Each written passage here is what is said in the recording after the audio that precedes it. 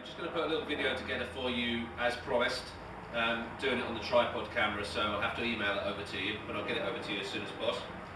Now, when I talk about setup, I'm looking at a couple of reference points really. There's a little trait starting to come into you that the hands are going down and the torso wants to go forward with it. You can see as my hands go down, it pulls the shoulders forward and I end up a little toppled. Now what I'd like to see is just a tiny adjustment of feeling like the chest is up, a little bit more chest in line with the tips of toes, and just feeling the shaft a fraction more upright. You can see it allows me to look a little more balanced, a little better in my posture. Now, moving on to balance, it's a real key to you.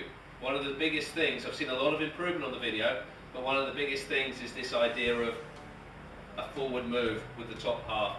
The top half starting it, the shaft having to drop underneath to find plane at the bottom. What I'd really like to see you doing is, and you can see I'm up on the board here, is getting your toes just a little bit over the edge into a nice balanced position and just getting the idea of working back and down, nice and quiet, just feeling the lower half starting to work and just getting the idea that we can really control our balance.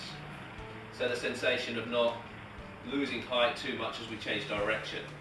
I think this is key, and the great drill I showed you on the other videos, standing one side of a mat, maybe on the edge here, ball on the other side, and actually being balanced and turning through the ball, that allows you to get the right sensation. It allows you to get the feeling that you require to stay balanced.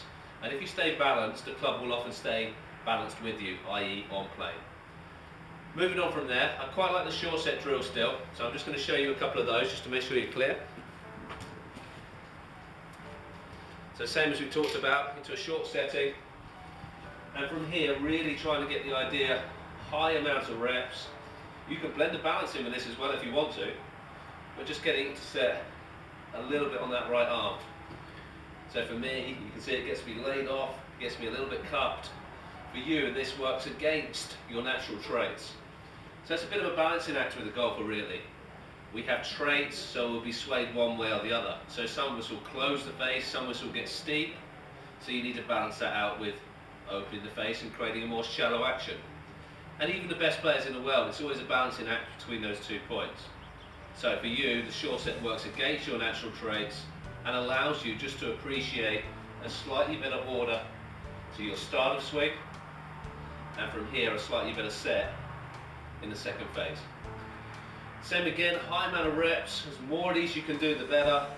And as we said, when I've seen you do 50-to-1 ratios, we really start to see some good energy. And as I said, unlike the line of swing now, it's really starting to improve. Any questions at all, we can speak on Skype. I hope that clears it up a little bit. Don't get too complicated, because I think you're very, very close to where you need to be. But this should give you the understanding of controlling the club, and especially getting away from the one that is here and under. Speak to you soon, pal.